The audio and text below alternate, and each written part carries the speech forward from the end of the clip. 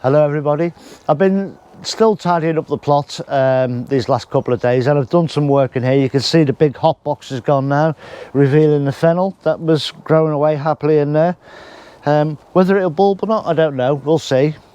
But for the minute it's doing all right, and I could pinch some foliage to go into some salads or stocks, soups, sauces, anything like that. So we can eat that depending on what it does. I've cleaned up that back area and put some plastic down. That will need replacing with some weed barrier eventually, because I want to run a bench along there, which I've spoken about before. I want to grow perennials and biennials on that bench, and what I want is for when I water them, that the water drips through and waters the soil, hence why I want the weed barrier, not plastic, because this will be the root zone for this grapevine underneath. So it's killing a couple of birds with one stone, so to speak, and utilising the area as best I can. I have found in the past that growing stuff in that back bed, because the sun comes around this way, growing stuff in that bed and having stuff growing here up tall shields that bed, so it doesn't really grow much anyway. So having this something growing here and then the grapes above it, and then plants at the back there that will be slightly shaded when they're young and tender, is a good idea, I think. And hopefully eventually in that corner a little potting station as well. But today I want to talk about Geoff Hamilton, a fantastic gardener, very relatable to the public, a very simple man in the respect of that he would, knock two bits of wood together to make an A-frame. Very relatable in the way that he did those things. And one of the TV series that he made was the Ornamental Kitchen Garden, and I loved that program, and I watched it when it came out, and I've actually got a copy of it at home. But I want to make a little bit of not a homage to Geoff, but something very similar. I want to make a bit of a kitchen garden. I want it to look nice, and I want it to be planted in a way that it's helping each other to grow and protecting itself from predators. They can be from butterflies, caterpillars, from slugs and snails. I wanted to attract all that stuff, and that is called companion planting. But I want as much of that as possible to be edible. So I'll be using herbs in there if I possibly can, and things that go well together. But we'll go out there, I'll show you it, and I'll explain a bit more. So these are the two beds I'm going to be using this year to make a pretty edible garden. And it's not going to be easy, and there's going to be lots of plants coming in and coming out. But hopefully I can make this work and certainly have a lot of fun doing it. Now, many veg growers will already know about companion planting, if to a little bit of an extent, if not to a full extent. For example, there's the carrots and the allium family, carrots and onions planted together. What that does is the smell of the onions will deter the carrot root fly from attacking their carrots and ruining that crop. And by the same token, the carrots will also deter the onion root fly from attacking the onions and ruining that crop just by planting them together. Simple as that. You're not doing anything extra, you just planted them close together and that works. So that's one thing. But if you add in a couple of little extra plants, a few extra plants, you can further that protection. That carrot and onion thing works by deterring, but you can do other things with companion planting. For instance, you can feed your plants. If you were to plant clover, it's a great ground cover plant, and if you planted that, let's say, amongst your sweet corn, which is a grass essentially.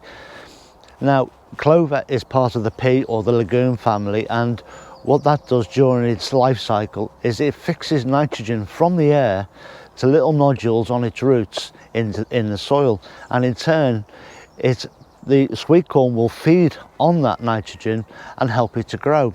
At the same time, the clover is actually mulching the ground, keeping the soil moist and fertile for the sweet corn to grow. Win-win, and you've got less weeds as well. So again, that's another companion plant, but actually feeds what you're actually growing in the grounds. There's another great one. If you were to grow some nasturtiums and grow that amongst let's say your brassicas, your cabbages and your cauliflowers,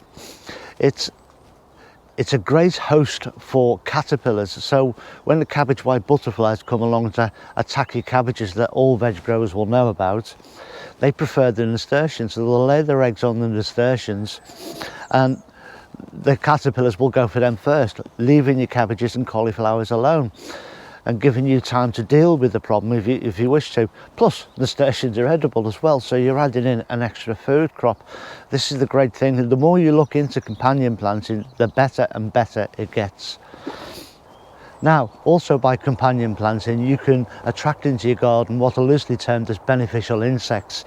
These are things like lacewings, hoverflies, ladybirds or ladybugs, parasitic wasps. All these things will prey on the things that cause your crops more problems, and that's just by adding a few extra things, because things like carrots and parsnips will already attract those things in. But if you add in a couple of borage plants, which is a herb, maybe a couple of fennel plants as well, suddenly your garden becomes alive with these insects, and your garden is now protected, and you're doing nothing. You just planted a couple of plants and you're letting nature get on with it. So there's so many ways that companion planting can actually help you and your garden move forward just by simply planting a few extra plants. One that I use an awful lot every single year without fail is tagetes, which are basically a tiny flower about this big. They're a part of the marigold family, and I use marigolds as well all around the garden. And that's another great one. I use the tagetes with my tomatoes in the polytunnel, and that does a brilliant job. And it doesn't take that much extra work just to plant a few plants, and you've got everything that you need to help you protect your crops and get the best out of them that you possibly can. So, ever up for a challenge and ever up for trying something a little bit different, I'm going to be planting both of these beds up sort of with the ethos of the Geoff Hamilton ornamental kitchen garden in mind.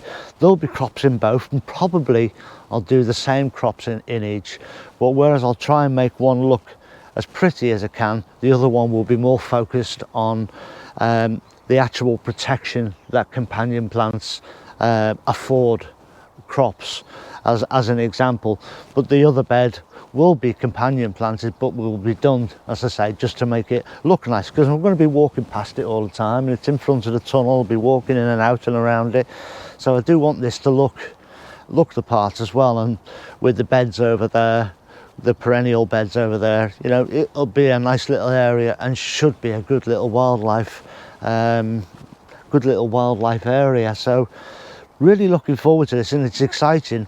I've no idea at this stage how I'm going to start it, but I know there'll be a lot of plants that will be made into plants that will be sown in the greenhouse, made into plugs and planted out, and then there'll be a lot of direct sowing as well. So yeah, looking forward to that. This should be quite exciting. And as I say, even you veg growers who are thinking, well, I just want to grow tatties and carrots, that's fine. But if you understand these things, then it's going to be beneficial to you. So please do keep watching and see how I get on with that this season. So just filming this video today has got me all salivating and excited for the challenge of what these two beds are going to produce this year. I've been on the edge of my seat for the last, was it 10-14 days since I ordered a lot of the seeds that I'm going to be using out there. I'm waiting for them to come and get going on them really, and yeah, quite perked up by it. I know it's silly really, I'm like a kid in a sweet shop. But yeah, don't forget to subscribe if you're new to the channel. The big red button down there so that you don't miss any of the future content, especially with this new exciting project that I've got coming, on top of everything else that I'm doing as well.